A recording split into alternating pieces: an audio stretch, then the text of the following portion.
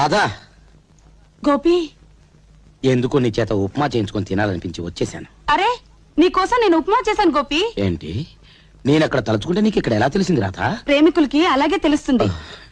దీన్ని ఏమంటారు? ఉప్మా ప్రేమ అంటారా? అలాగా? మీ మొహాలు తగలయ్యా. కట్టుకున్నవాడిని నేను ఇక్కడ ఉండగానే డైరెక్ట్ గా మాట్లాడేసుకుంటారా? ఇండైరెక్ట్ గా మాట్లాడుకుంటే ఒక అందం. అరే నీ ఫేస్ ఒక టేస్ట్ రా. చంపుతారా నిన్ను ఆ?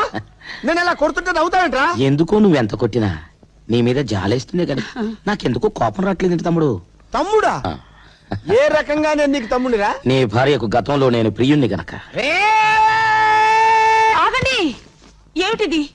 ఇటు ప్రియుడు ఇటు మొగుడు, మధ్యలో చచ్చిపోతున్నాను. రే మర్యాదగా నా కొంపలోంచి బయటకు అలాగే పెట్టా. వెళ్తాను. కొంచెం ఉప్మా తినేసి. ఉప్మా తింటాం కాదురా, నిన్ను ఖైమా చేస్తాను. వెళ్ళా బయటకెళ్ళు. ఉప్మా వెళ్ళు. నువ్వేంటి ఏంటి ఆరాధనాపూర్వకంగా చూస్తున్నావు? వెళ్ళు లోపలికెళ్ళు. వెళ్ళు లోపలికి. చంపేస్తాను. రాధా. నువ్వెక్కడ దొరికావు నాకు? నువ్వేంట్రా? వెళ్ళు బయటకెళ్ళు. అలాగే వెళ్తాను. కొంచెం ఉప్మా తిని. వెళ్ళు బయటకెళ్ళు. ఉప్మా తిని. చంపేస్తాను నిన్ను. ఉప్మా తిని వెళ్తాను. ఉప్మా ఉంటా ఇస్తా.